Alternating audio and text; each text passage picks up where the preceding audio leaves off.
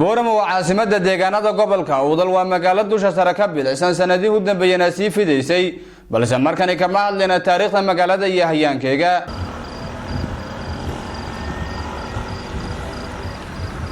meelo badan oo maalinkii marka dusha sare ka fiirisay aad u bilaysan ayaa xilliga habeenkii isku bedela kuwa mugdiya wadooyin marin oo bulshada ayaa xilliga habeenkii waxna la lahayn sida wadada laamid ee tagta xaafada Hayaabe waxana cabsi ay ku haysaa bulshada kala duwan ee ku dhaqan xaafadaas oo ay ku adag tahay marinka wadadaasi markaas habeenkii wallahi dib baa lagu qabaa xilliyada habeenkii waa cabsi dadku ku qabaan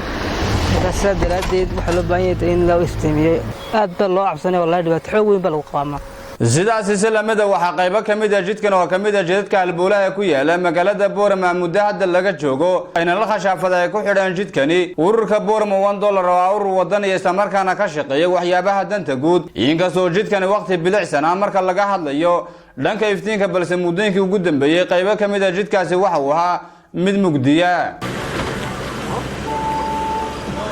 mugdiga wadooyinka xilliga habeenka waxa inta badan lagu eedeeyaa shirkadaha korontada oo ka gaabiyay doorkii ay ku lahaayeen ka shaqeynta danta guud oo ay qayb weyn ka qaadan lahaayeen wadooyinka mugdiga xilliga habeenkii isku bedela Qadar Cumar Samri oo kamid ah mas'uuliyiinta barnaamijka Boorama $1 ayaan waxaan weydiiyay caqabadaha ka hor joogsaday si wadista barnaamijkooda iftiiminta wadooyinkii 8 bilood ka hor ay iftiimiyeen qayb ka mid ah maanta ay dansan yihiin shirkadaha wallahi waan kala xaajoonay maamulkii hore degmada markuu joogay يمكن ما ممكن شوقابا وين رح قلين أنا شخصي أهان وقت بدن بنا يقولوا ماي مدلح بالوضع يك بدن با شركة هلا يركع ولا حريريني لكن في بلدها كمان قاعدين حتى يمكن واحد كيس قاعد هي مملكة دمدة مملكة قولها برازانka gobolka Awdal Maxamed Ahmed Caalin Tibra ayaa dhankiisa sheegay in mugdiga wadooyinka magaalada Boorama ay qayb ka yihiin shirkadaha korontada isla markaana kaga dacwoon doono wasaaradda tamarta waa sida uu hadalka u dhigay marka hore wasaaradda tamarta waxaanu faraynaa inay warka keento warshadaha leerka sida sababta ay magaalada istriidada inoogu leerin waayeen waa koow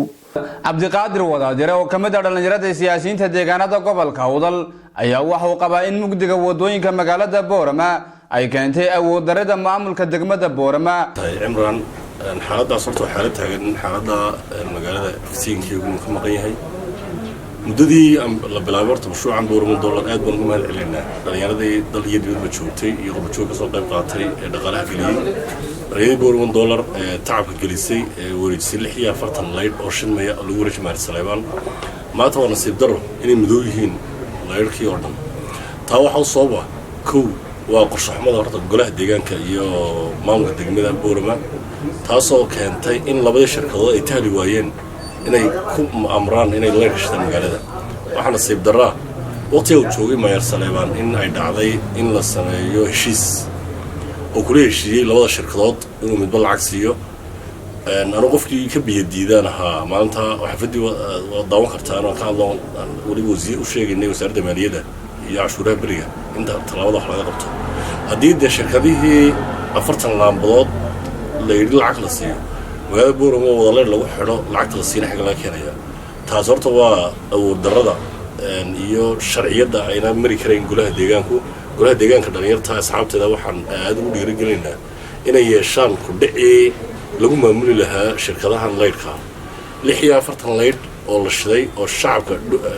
maalkoogii muruqoogii in maanta Boorama mudoobato oo nasiib darro maamulka dul hoggaanaysa degmada Boorama dhanka kale xildhibaan Axmed Khayre Maxamuud oo kamid ah mudanayaasha cusub ee golaha deegaanka magaalada Boorama ayaan hordhigay waxyaabaha uga qorshaysan mugdiga wadooyinka habeenkii waxana uu igu jawaabay magaaladan iyo guud ahaan deegaanada hoos yimaada mas'uuliyad baa naga saaran shirkaduhu waxay qayb ka yihiin dadka mas'uuliyadda naga saaran tahay ama guud ahaan ganacsatada degmada ku nool iyo inta hoos timaada waxaan ka shaqaynaynaa wax walba oo magaaladan quruxdeeda iyo bilicdeeda kor soo qaadaya shirkadaha aad qarab ku gufatayna waxaan leenahay aynu ka qayb qaadano oo doorkiina qaata oo magaaladiina iftiimiya